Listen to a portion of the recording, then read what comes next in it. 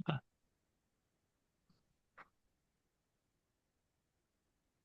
Welcome to the Mindful Leadership Podcast.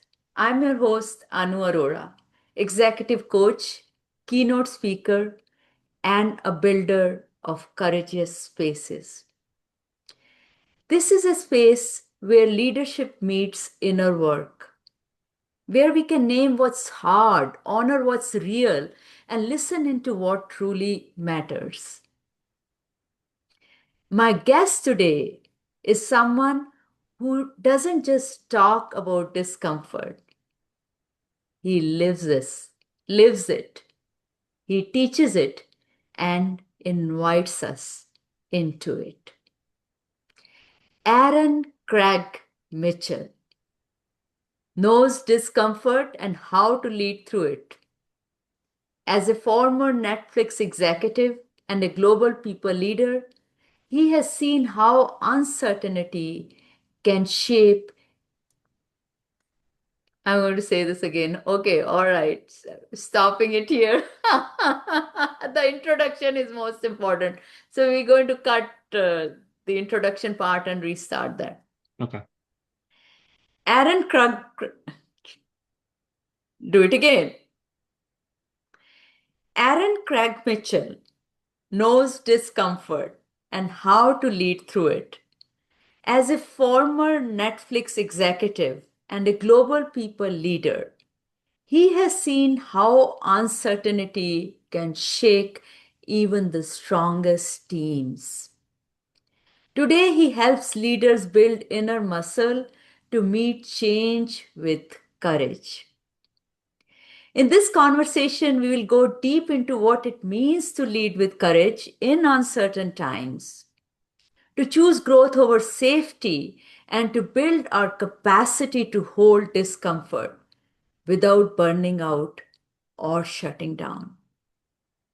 Aaron, welcome to the Mindful Leadership Podcast. Thank you, Anu. Thanks for having me. So, my first question, Aaron, to you is let's just start where we are.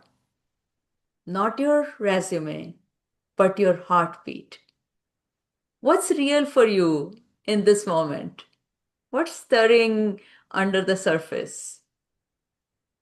Um, I guess it's related to what we're here to talk about today, but I'd say just a massive amount of uncertainty. Um, Mm, this year has been challenging. I think people like to say like we're living in interesting times. I don't like saying it because I don't like the fact that it's true, but we're living in interesting times.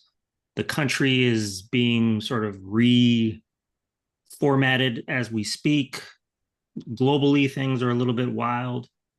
And I've got an 8-year old and a 12-year old. And I think even raising kids and trying to make sense of what everything that's going on right now has been challenging. Like my daughter, my 12-year old, who is high anxiety, will often ask questions like, well, what's going to happen? Or, I'm nervous about my friends because of their immigration status or this or that. And I'm just like, I don't know.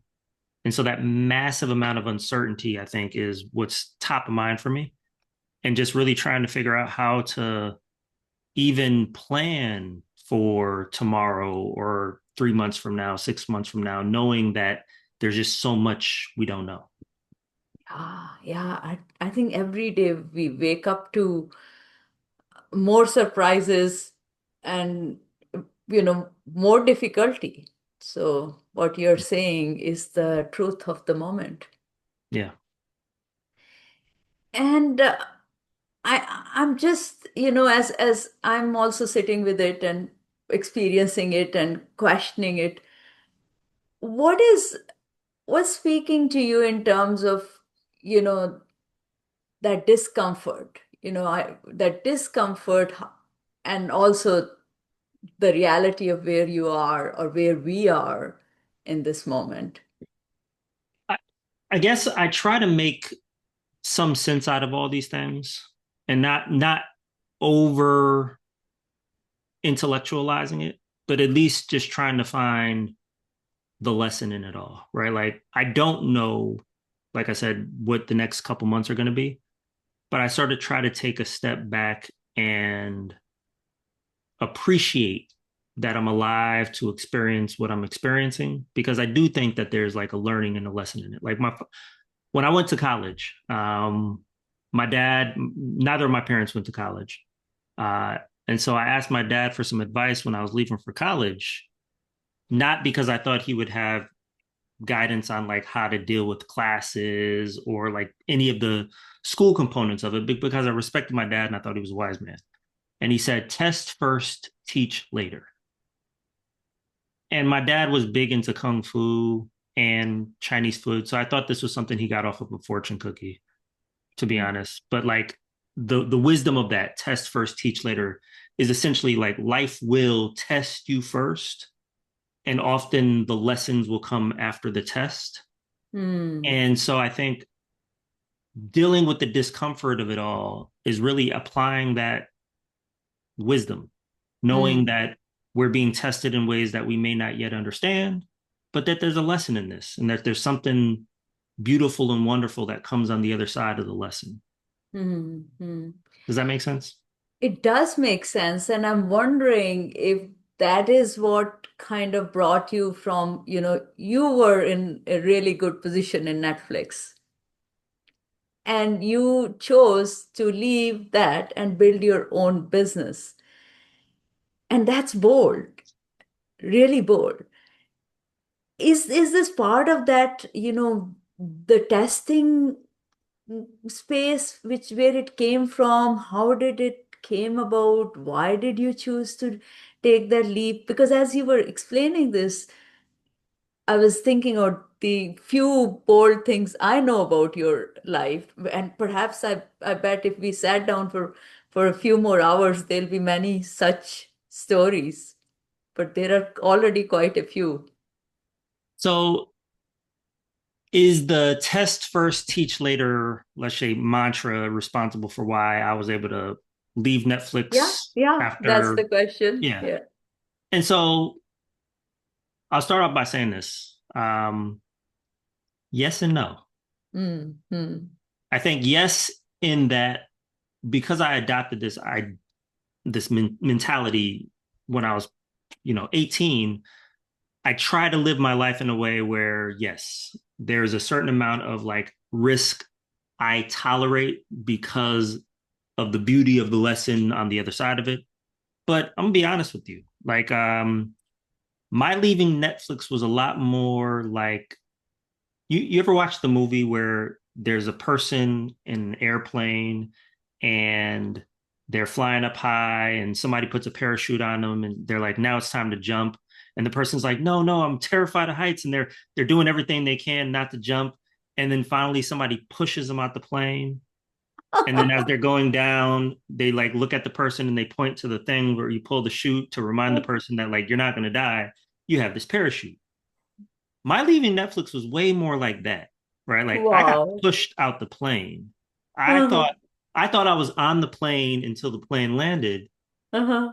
but no, it was like, no, no, you're out of here. And so, and to put that into context, um, I was at Netflix for about 4.5 years and got to experience and really help drive a lot of the tremendous growth that Netflix was going through and is still going through. And I spent the last 2 years in at Netflix Animation. And the last 2 years that I spent at Netflix Animation was a rather tumultuous time. It was during the COVID pandemic. Animation was the only thing in Hollywood that was going for a bit. So there was a lot of activity in animation, but there was also a lot of bad decisions that were being made within the business and the industry at large. And toward the end of my time at Netflix, there was a strategic change for the animation business. Mm, And in all of that, I was deemed not the right leader for HR for that function. And so it was like, hey, you can either take this smaller role or severance. And it was also at a time where there was just a lot of stuff going on in my life. My dad had just had a heart attack. My wife's brother had just passed away. My youngest daughter had just been diagnosed with autism, and all this happened within like weeks of one another. And Mm. so on the personal front, I was kind of falling apart. And then there's this gift of severance or parachute. And so Mm. it's like, okay, I guess I'll do that. I kind of saw some writing on the wall. So about 6 months prior to leaving, I had started working on my coaching certification, started working on a couple of other business ideas that didn't necessarily pan out. So by the time the conversation happened, I was ready with something, but I wouldn't have made this decision on my own. I did not wake up one day and say, you know what, I think it's time to be an entrepreneur. It was the circumstances changed. My life was kind of, in free fall. And Yeah. that felt like the best thing to do at that particular time. Yeah. Yeah, so it was, yeah, sometimes you're pushed into it and then then you discover yourself in different ways. And Yep. I believe you have, because one of the things you mentioned in our conversations was that life changed suddenly. People opened doors for you when you were in Netflix, and now sometimes it felt that you were invisible. So it was almost like starting from scratch again. Yeah. Yeah. I How? mean, it definitely was because I spent 20 years in HR and I decided that the thing that I was going to pivot into was not going to be HR. You could think about coaching, executive coaching, leadership coaching as maybe HR adjacent, but what I'm not doing is any of the stuff that I spent 20 years doing, the recruitment, executive search, um, talent development, in the sort of corporate context, or even doing HR consulting. So none of that stuff is a part of the business that I'm building.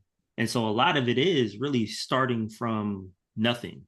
At least that's what it feels like. So, what did you discover about yourself, and how did you discover yourself in this process? Um, I guess what I discovered about myself, or what I confirmed about myself. I think to your point before about like the test first, teach later. Like there's probably a little bit of an adrenaline rush that comes with taking these big chances that I kind of enjoy, as much as I Mm, hate to admit it. Like mm, there is an amount of risk taking behavior that I engage in. That's all safe, right? Nothing crazy. I don't drive fast on the highway. I don't actually go skydiving. But with my life, I try to live it in ways where I'm doing things that are challenging, that mm, I think I can accomplish, that allow me to be creative, that allow me to be resourceful, that allow me to tap into my network. And I'm getting to experience that full on. And I've done it in a way over the last 3 years that has actually sustained my family. mm, And I think I was scared to be an entrepreneur before because I did not know or think that I could survive. And I think a mm, lot of people feel that way, right? They're like, it's just safer to do the corporate thing. And I think by the time I left, I realized it's not safe either way, mm, mm, but there are versions of this that are lower risk. mm, And mm, I'm kind of over the low risk stuff at this point. mm. And it seems like you experience freedom. Absolutely. Um, but let's talk about freedom, right? Because I think a lot of Yeah, times people think freedom means you don't have to do anything you don't want to do. yeah. And, there's freedom and there's financial freedom. Mm, mm, You can be free without being financially free. mm, And I think you can be financially free without being free because, like, you can allow greed to continue to be a part of that. I'm just talking about the freedom part because financially free, I still need money, right? I may not need as much as I did when I was still working in corporate jobs, but I still need money in order to fuel my lifestyle.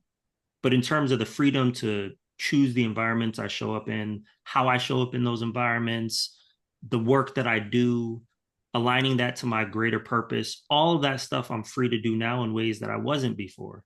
And therefore, like if somebody is doing something that doesn't align with my values, mm. I get to opt out. But Okay. that means that there's less opportunities. And I think sometimes people think if I'm free, I get to do whatever I want.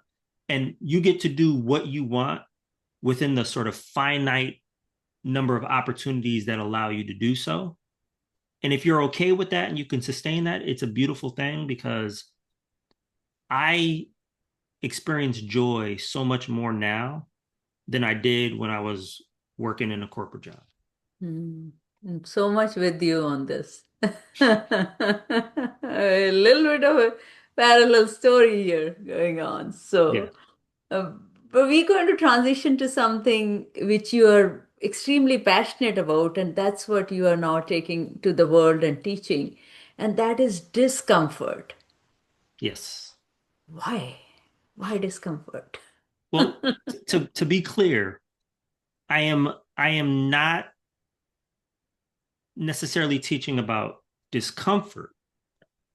I'm teaching about building a tolerance for Tolerance for discomfort, right? discomfort, the And resilience, the right, peace. right. And I just wanted to put discomfort out there just to kind of Yeah, make people a little uncomfortable, right? making But people a little uncomfortable. How about embracing or building resilience for that? But why is that so important today? so it's important. It's become important actually in the last couple of years, right? I started to realize that there was this through line in a lot of the work that I was doing that came back to helping people understand and build a tolerance for discomfort because it is foundational in so many areas that I've worked, right? So, to give you an example, I was doing some work around change management real early in my career. And you know, having worked at big companies, like most companies do change. Most companies don't do change management well at all, right? Like Hmm. they can change some stuff, but like they're sort of willing to take on all of the dysfunction that comes along with going from A to B. What I recognized in a lot of these situations was not like, okay, this person is not inherently uncomfortable with change. They're uncomfortable. And the company has spent all this time making them think that their discomfort is not, let's say, not well informed. Hmm. Hmm. Instead of saying, let us help you recognize what's driving that discomfort and build the skill set so that you're less put off, less turned away by that discomfort, so that instead of going against this change, you can embrace it because you don't view this discomfort as a indicator that something is wrong, right? Because that's another thing. I think a lot of times people mistake discomfort for pain, for I'll even go as far as to saying for dysfunction or yeah, dysfunction. So like you have discomfort on one hand, you have dysfunction on the other hand. I think discomfort is really a feeling that we get that lets us know that we are growing and changing and we do not yet have the strength to endure that thing that we're doing. And I use a workout analogy a lot for that. Like the pain you feel in your legs when you're doing squats is not this is wrong. It is this is growth. As long as it's that kind of pain and not the kind of pain that's related to pulling a tendon or, pulling a muscle or having other dysfunctions in your body, right? Whereas a dysfunction is something is not working as it should. And that by itself can be a bad thing. And we often don't know the difference between the two. And so I've gotten really excited about this work as of late. One, because I can help people discern the difference between dysfunction and discomfort and help them build the skills so that they can endure more discomfort to get to the other side of that pain and experience growth. Yeah, and discomfort is a given. I mean, in the world we are in, Absolutely. things are changing very fast, and we are probably experiencing it. And, when we give way to discomfort, gives way to despair, to fear, to dysfunction, it becomes destructive, Hmm. uh, Absolutely. becomes a stress inducer, anxiety, and leading to all kind of illnesses. And of course, the price around others is also huge. We are part of a social system. So I think you're addressing a lot of things when you're saying, okay, discomfort is a given, and how do we enable our switches? Perhaps you will have, you'll talk a little bit more about what switches to turn on and enable that, or do you have a magic switch we can turn on and say, okay, this will build it? I mean, look, there is no magic switch, and I know you know, right? Like, but I but just there but there are absolutely like switches, and like I break it. The work I'm doing, I break down into five categories, and the beauty of this stuff is like none of this stuff is really new, right? Depending on how you come into understanding this work around discomfort, there's an entry point through spiritual practices like Buddhism. There's an entry point through um, somatic therapy and dialectical behavioral therapy, and so all whether it's Eastern or Western sort of thought processes, spiritualities, etc., all have ways and means for addressing discomfort. And so what I've tried to do is I pulled them together in five different categories. There are body-based strategies. There are things that you do with your body in order to process, in order to even prepare for and build resilience against discomfort. And that can fall into categories like music, exercise, yoga, even things like tapping or finding rhythms that create sort of a soothing that you can connect to. So there's body-based strategies. There's cognitive shifts. So things that you do mentally and intellectually to understand the world and essentially, you know, reshape your reality. The mind Thinking is a super process. duper powerful thing, and like when you understand how much of this is happening in here, you get to have a different experience with the things that you're experiencing. And again, pulling from all of these different ideologies, there are so many tools that are available to help us think differently. There's behavioral approaches. So, like the way I act when a certain thing happens. And some of that comes down to how well you can see and understand what's happening before you react to said thing. But there's all this body of work, and probably the bulk of the work to be done is really around changing your behaviors depending on certain situations. There's connection based tools. So how do you connect with other human beings, which is a huge part of how we process that. I'd say as society has evolved, and especially in the last couple of years post COVID, we've gotten further and further away from connecting with people. And so there's so much that can be done to build connections, that build resilience, that build your ability to navigate discomfort. And then the last one is self efficacy and meaning. Things like mindfulness meditation and journaling fall into that category. And it really comes back to like, how do you integrate all of these things into your being such that you turn it into a practice? And one thing I like to tell people all the time is like, look, if you believe that the world is happening in your mind, and you can argue, but like I think the Matrix got it right, like in terms of like the simulation that we're in, you kind of get to choose what kind of simulation you want to experience. Do you want everything to be doom and gloom, or do you want things to be great? And even when things are challenging, do you want those challenges to be challenges that will pass, or walls that were erected in order to keep you from your prosperity? And if you decide it's one or the other, that really does have an impact on how well you navigate discomfort. Mhm, mhm. That all makes sense?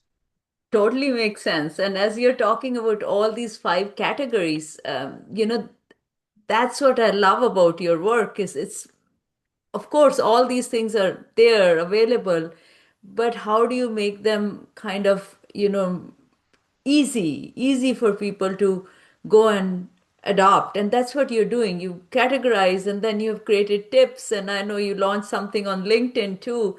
We're bringing in those tips and making them available for your, people who are following you. So I would Mhm. also encourage the listeners of this podcast to go and follow you so that they can start getting these free tips on how do you start practicing. And you can, and as you're saying, we can start from anywhere we are, Yeah, and we can pick up in any category, any tip, and begin today.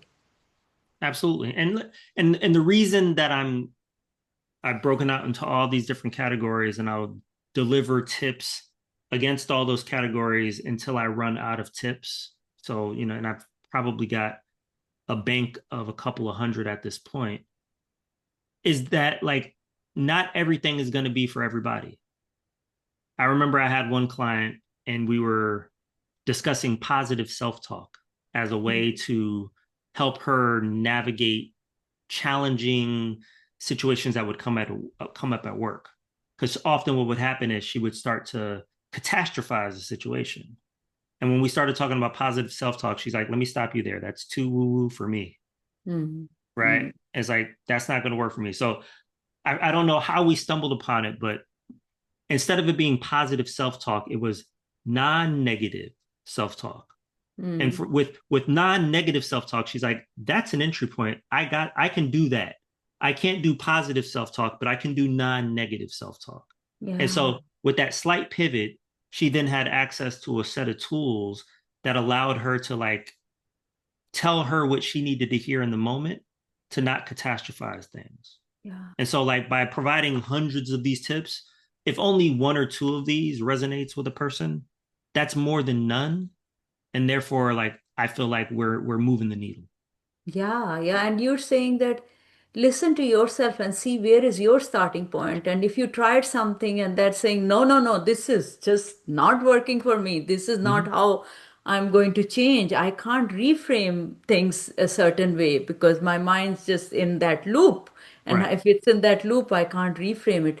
Then maybe it's a pause, or maybe it's something else that's going to help you in that moment. So you're also, asking people to check in, is this the right entry point for you? Mm-hmm. Absolutely. Like one of my favorite tips, it's actually the one I shared today, is art making as regulation. So I went to a performing arts high school. I've been a musician for 30 years now. Um, but I originally wanted to go to this performing arts high school for visual arts because I used to Mm, draw a lot and I wanted to be an artist. And my mom made me go for music instead, right? So I sort of departed away from art for a long time, and I recently got back into it because my 8-year-old daughter's on the autism spectrum, and art making was a big part of therapy. It was like we would spend at least 30 minutes every session, 5 days a week, doing art. And at a certain point, I'm like, well, let me just grab a sketchbook and I'll start doing art too. And so what I ended up stumbling upon was like I do these repeating geometric patterns mm, mm, because it's a very sort of meditative experience when you're just drawing repeat shapes over and over again and you create a structure. And then from that structure, I color them in. So I create my mm, own coloring book essentially. And so I started doing that. And I've now done like probably 14, 15 different pieces over a long period of time because the more detailed they are, the longer they take, the more time I have to sit down with a ruler and draw out these lines. And it's like super duper painstaking, but the mm. reward is this beautiful image that I can then color in almost like making stained glass, right? Wow. Now, that's not for everybody. Like when I show my wife is like, I would never do this, Mm. right? She's just like, this is way too like it's too meticulous for me. Like I would mess up a line or I'd start coloring, I'd color out like, and that would frustrate me. Whereas for me, it is the most calming thing that I can do. Yeah. My wife, on the other hand, um, early on in the COVID pandemic, I built a gym for her in Mm, our mm. garage. And so she works out maybe 5 days a week. At one point, it was like 7 days a week because she's a personal trainer in has the endurance for 7 days a week, but like her body-based strategy was movement in the gym, weight training, cardio, things like that. And so I have this art making as regulation that works wonders for me, and I do it as often as I can. And I get a lot of peace and calm from watching the color get absorbed into the paper. And then for somebody who could care less about that, like going and lifting weights and running on a treadmill is as effective a strategy. So it doesn't Mm. have to be that like everything has to be for everybody. But to your point, like you find the thing that works for you and you don't stop until you do. Yes. Love that and love the example. And one thing, I've noticed about you is your vulnerability. You share personal examples, you bring your stories, you talk about your struggles. Uh, how do you bring this into your coaching and your work? And why is this important for people and leaders today? I mean, I'm asking two-part question here. Yeah. I mean, so I say the first part, like how do I how do I bring vulnerability in? I've been this way for a while now. Mm. Sort of interwoven. Hold on a second. Let me take a drink of water.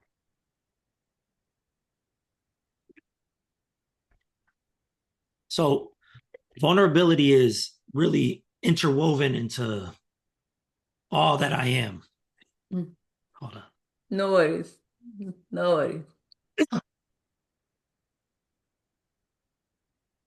Excuse me. So yes, so vulnerability, I say, is interwoven into all that I am, all that I do. It's not something that I sort of was strategic about. I didn't think, ooh, this vulnerability bandwagon, I'm gonna jump on and be quote unquote vulnerable. It's just I think at a certain point, I just got comfortable with with the feedback I was getting on how I showed up for being me by the people who I valued. And what I mean by that is vulnerability is this tricky thing where it's going to put people off. It's going to close doors. And it may actually close more doors than it opens. But the doors it opens are all the places where you will be the best version of you, right? Like when I think about the people, the types of people I've connected with because I put an authentic version of me out into the world, those are people that I love, right? Like those are people that I've done amazing, beautiful things with, and I wouldn't have had that chance if I didn't put it out there. So it's been this reinforcing mechanism from maybe like second or third year in college when I started to realize, oh, what I thought I should be like is not the thing that I'm getting positive feedback on. So let me do more and more of this and see what happens. And oh, that door closed, but maybe I wouldn't have been able to thrive there anyway if this is who I really am. Mm. So that's where I'd say vulnerability has really become a part of my, let's just say, persona as a leader, as a human being. In terms of like how it factors into coaching, I think we all are struggling, right? Going back to Buddhism, everybody's suffering. And I think part of the suffering comes from the fact that we want to be liked, we want to be adored, we want to be in community with other people. At least I'd say the majority of humans have those needs. And we don't want to be rejected, so we find ways not to be rejected. And some of that comes back to like an inauthenticity based on the culture or the environment that we're tapping into. And you and I had a conversation about this from the perspective of living in a country that is not your country of birth. I talked about me living in Singapore. You've talked about you moving to the US and like how you navigate that vulnerability and authenticity in these places where the rules of engagement are sometimes not even understood, Yeah. right? And as a coach, what I try to help people understand is like, look, there's so much we don't know about the spaces we're in, about the rules of engagement, but we don't open the world up to us if we're not willing to put ourselves out into the world. Think about how many people see you if vulnerability acts as your billboard or that full page article or that sort of explaining who you are and what you're about. Like that's what vulnerability serves. And if it does a really good job, only the people who want that in their lives are going to respond to that ad. And you create a self-enforcing mechanism. And I always encourage people to try it because what they think they know is like, well, I think I can get further if I pretend just right. And it's like, but what if you don't? Like, what if you don't know what you're trying to be and you get it wrong? Like now you don't have any of those opportunities that you were after.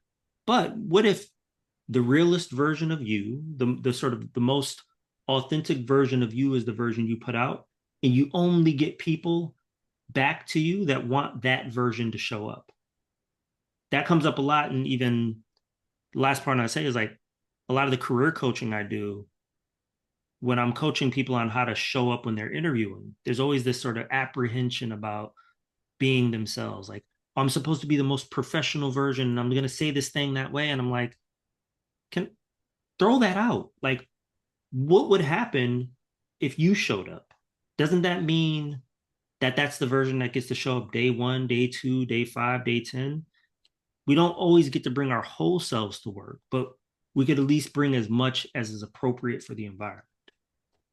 Yeah, and as a coach, I think you are probably creating such a huge safe space for them by modeling it because you're right there with them, coaching them through this, but also your own modeling it will make it safe for them to go and try because that's another thing I've seen in coaching leaders where they'll come in and they literally are telling me I can't breathe. I just can't breathe because they have chosen to have this persona or have this image and they are tired of that being that way because that's not who they are, that's not their values, that's not how they will have conversations, but because the fear is so strong that keeps them there, but they also are feeling it so strongly within their bodies itself. I Mm-hmm. mean, your bodies are speaking and the mind is speaking, and as you're saying, that your social systems are speaking, and everything is giving them those signals. And Yeah. yeah, that's But that's but it's all very tricky, right? Because one of the things I do coach folks on is like the leadership style that's appropriate for the scenario, mm, right? And so like being vulnerable doesn't mean that you don't have to be adaptive. Being vulnerable doesn't mean that you don't have to code switch, right? Like when I am in a foreign country, I'm vulnerable, I'm me, but I'm also culturally appropriate, right? Like exactly. I wouldn't go to a more conservative country and wear a tank top, right? Like if that's not appropriate in that environment, even if living in LA, that's cool, right? So Yeah, so yeah, I that think is there's correct. there's still a certain amount of situational awareness that's required with vulnerability, Yeah, yeah, yeah. We don't leave our wisdom behind. right? Exactly. And you're vulnerable. Yeah, that's true. So I'm going to have a few short reflection questions. What's one thing you have unlearned about leadership? Uh, I used to confuse endurance for resilience, right? I think a lot of people probably use those terms interchangeably. And I've had to unlearn what it means to model that for others, right? I was the kind of person that could endure a lot and Hmm. often did so within dysfunctional environments. And I remember watching people burn out, like Yeah. watching a few employees burn out, quit, and just feeling like, what did I do wrong? And the part that I think I did wrong was making it seem like it was okay not to, Hmm. Push right? it Because through. was that Push it through. Use the right, brute force. right, right, Going to right. do whatever may. You are stronger than this. I think we Mm-hmm. taught also that you Yeah. can endure this. You are stronger than that. And So people because in addition to keep like going. the damage that's done from enduring that is also like a psychological damage of like I wasn't good enough.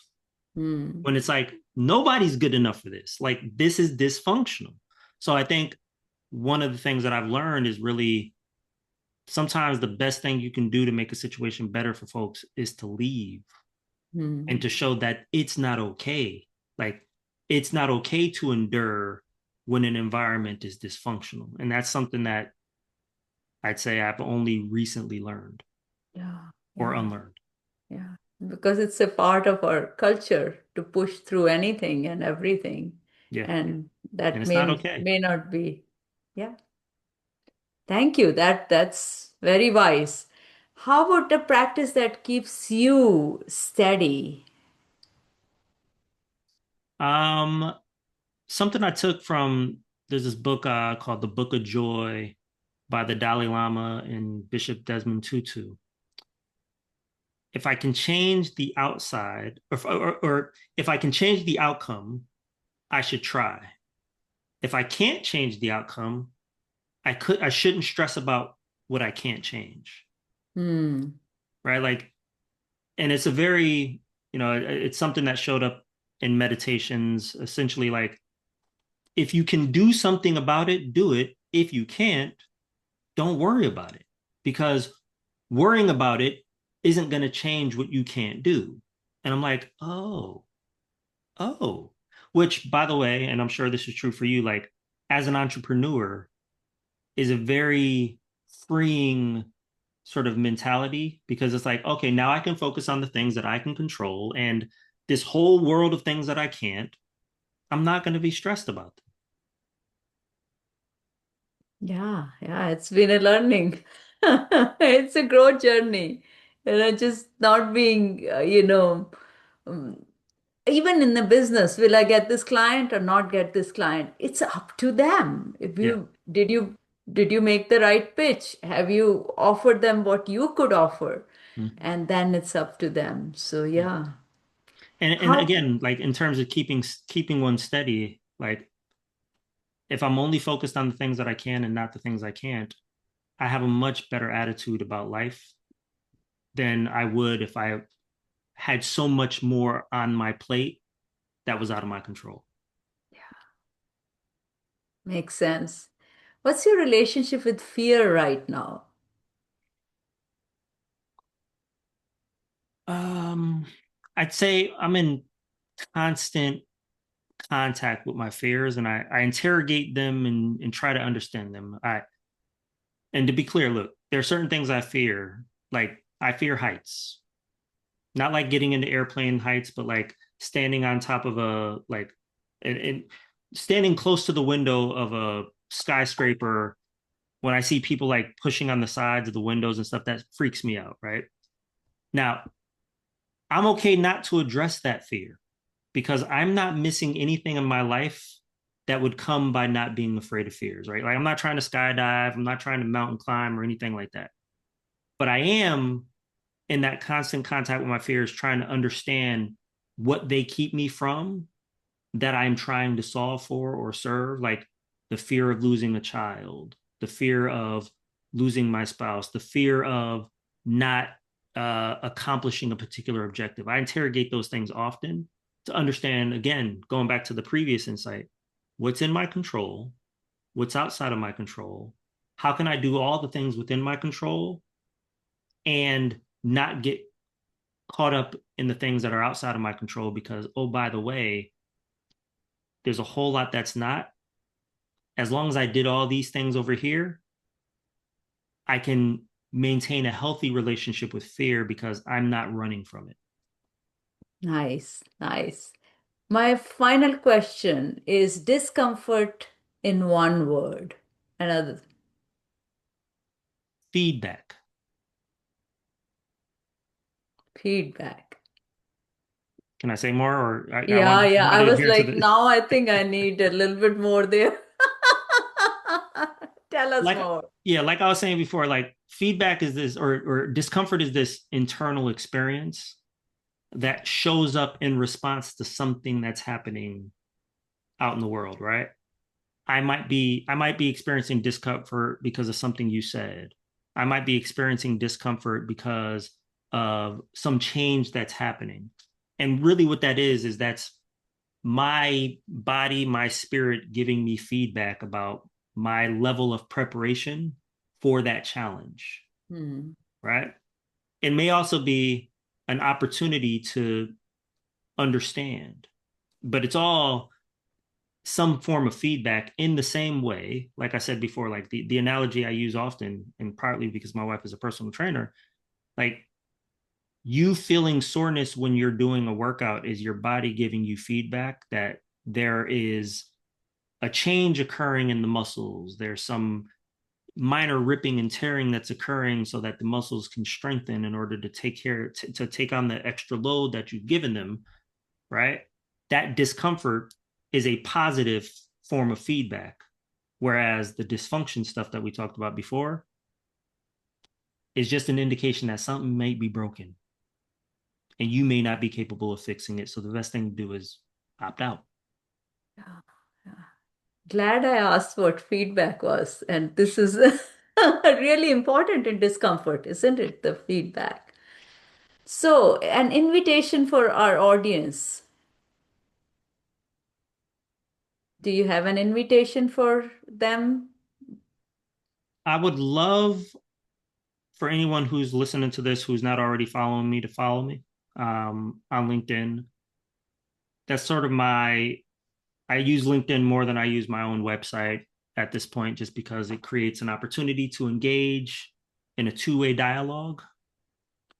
And I'll be spending the rest of this year providing a daily dose of discomfort.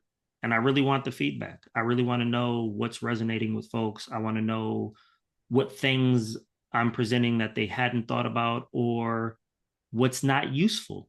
And so I think the only way that's going to come about is if we can engage in this public forum on this topic that honestly is a response to what's going on in the world and in this country right now. And more than anything, I want people to feel better equipped to deal with what will inevitably be a really long time of Yeah. things changing, and for some people for the better, but for a lot of people for the worse.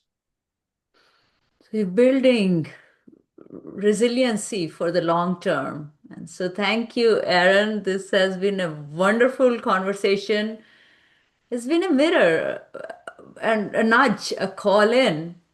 And I am inviting everyone who is listening in. Let's stay in the fire and let's build something braver. The braver you, the one who has that resilience to the discomfort. Thank you so much for listening in. Thank you.